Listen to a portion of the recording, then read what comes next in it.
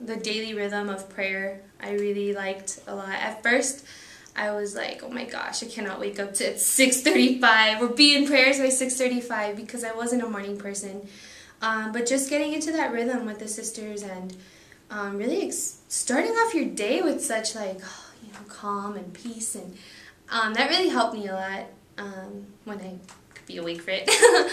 And then when I came to the monastery in the end of August, and everyone was saying how Sister Flora is a great cook, and we had one of our meals, and I was like, Flora, I want to learn to cook, and I want you to teach me. And she was kind of like, okay, like, sure, but I don't think she really wanted to.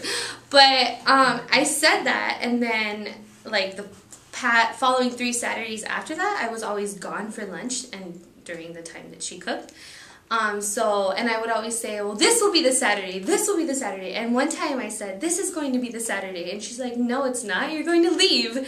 And that just was like, oh my gosh, it's so true, So from then on, I really tried to be there for Saturdays. And a lot of times I would just end up setting the table for her and putting the water out. But just to be like with her and around her and like speaking with her and talking to her. And it wasn't even anything like a super special conversation about something really deep, but just to be around. She's our oldest sister, she's 82, and she's, I don't know, just to be in her presence. But also the times that I actually did get to cook were really fun because it was totally Puerto Rican food, mofongo, which is made from plantains, and arroz con pollo, which is chicken. It's chicken and rice, but with all the Puerto Rican seasonings.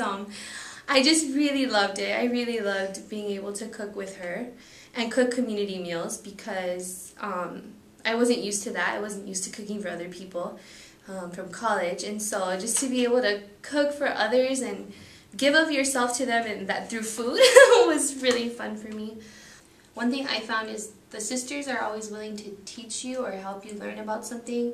Some, you have to press them more than others, but like just take the initiative. If you want to cook with someone, ask them if you can watch them, or if you want to, like Sister Flora did flower arrangements for our chapel, and I wanted to watch her do flower arrangements, so I asked her. And so a lot of times you have to initiate things, with the sisters if you want them to happen, because I would say they're pretty used to the way their life has been for a while, and we're new people coming into their life, and it's not that they don't think about us, it's just, they've done things the same way for a really long time, and so it's not a bad thing if like you feel left out of something, or it's just you have to remember that you're new, we're new for them, and of course just my kindergartners, they were special. They drove me crazy sometimes, but I love them so much, and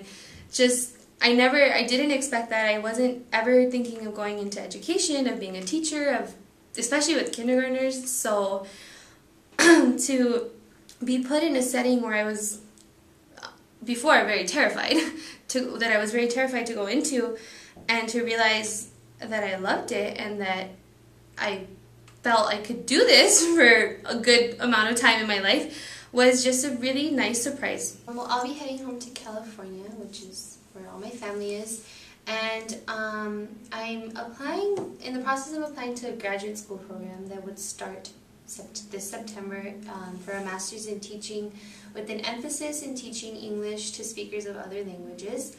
But I'm not really sure about that, but what I am sure of is that I want to go into teaching, and now having had this experience and discovering how much I love it, I'm just not sure when that will begin.